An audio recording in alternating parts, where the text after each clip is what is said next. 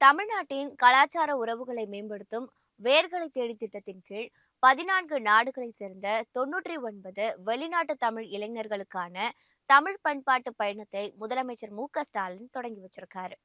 புலம்பெயர்ந்து வாழும் இளைஞர்களை தாய் தமிழ்நாட்டின் மரபின் வேர்களோடு உள்ள தொடர்பை புதுப்பிக்கும் வண்ணமும் தமிழ்கலை பண்பாடு மற்றும் கலாச்சாரத்தினை வெளிநாட்டு தமிழர்களிடையே பரிமாற்றம் செய்யும் வகையிலும் ஆண்டுதோறும் 200 இளைஞர்களை தேர்ந்தெடுத்து அவர்களை தமிழ்நாட்டிற்கு அழைத்து வந்து தமிழின் தொன்மை, தமிழர்களின் வாழ்வியல், கலாச்சாரம் போன்ற கலாச்சார பரிமாற்ற சுற்றுலா திட்டமான வேர்களை தேடி என்ற வெளிநாட்டு தமிழ் இளைஞர்களுக்கான திட்டத்தை முதலமைச்சர் ஸ்டாலின் கடந்த 2023ஆம் ஆண்டு சிங்கப்பூரில் நடைபெற்ற தமிழ்கலை பண்பாட்டு நிகழ்ச்சியில தொடங்கி வச்சிருக்காரு.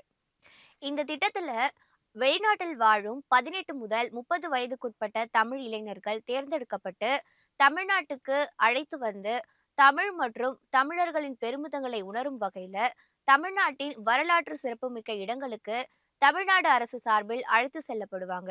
அதன் அடிப்படையில இந்த பண்பாட்டு பயணம் வெளிநாட்டு தமிழர் நலத்துறையினால் நடத்தப்பட்டு வருது. இதுவரை 17 நாடுகளை சேர்ந்த 194 தமிழ் இளைஞர்களை கொண்ட 3 கட்ட பயணங்கள் மேற்கொள்ளப்பட்டிருக்கு.